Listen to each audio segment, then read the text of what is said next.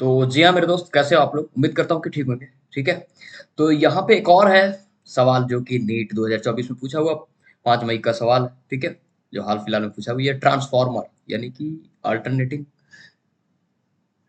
Current के बारे में नहीं, ये ट्रांसफॉर्मर से पूछा हुआ सवाल है। ठीक है, ट्रांसफॉर्मर यहाँ पे कह रहा है कि इन आइडियल ट्रांसफॉर्मर जो रेशियो है उसमें टर्न का, जैसे होता है ना कॉइल का टर्न।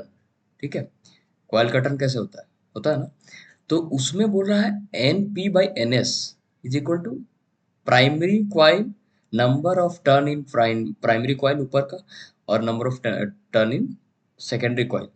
तो ये बोल रहा है ऐसे है, तो अब बोल रहा है कि रेशियो वेलोसिटी, सॉरी वोल्टेज क्या है ये, है ना, ये V S by secondary by primary में इसका रेशियो क्या है। तो भाई साहब सबसे पहले हम एक बात बता देना चाहूंगा, ये जो होता है नंबर ऑफ टर्न जो होता है ना, ये डायरेक्टली प्रोपोर्शनल होता है वोल्टेज का, यदि देखा जाए तो। ठीक है, तो हम यहाँ पे कुछ नहीं करेंगे, यदि यहाँ पे ऐसे दिया है तो यहाँ पे बी एस पूछा है तो भाई साहब कुछ नहीं। यदि मान लेते हैं एन में एक टर्न है और एन एस में दो टर्न है, तो भाई साहब यहाँ पे भी यही सेम सिचुएशन, बी एस में दो हो जाएगा। यानी कि रेशियो यदि बात करें, मान लेते हैं यहाँ पे इसमें 100 है, इसमें 200 है, यही तो होगा ना रेशियो, यही है।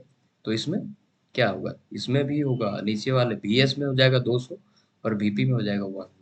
इसीलिए यदि यहाँ पे N N P by N S is equal to 1/2 दिया है ना, तो वी एस बाई वीपी पूछ रहा है, तो ये इसका क्या वैल्यू हो जाएगा, 2/1।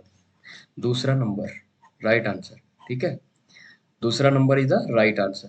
ठीक है, तो मेरे दोस्त मैं एक चीज नोटिस कर रहा हूँ कि आप लोग वीडियो देख रहे हो यार, लेकिन सब्सक्राइब नहीं कर रहे हो। ठीक है, तो सब्सक्राइब कर दो, पूरी क्लास आने वाली है इसी में।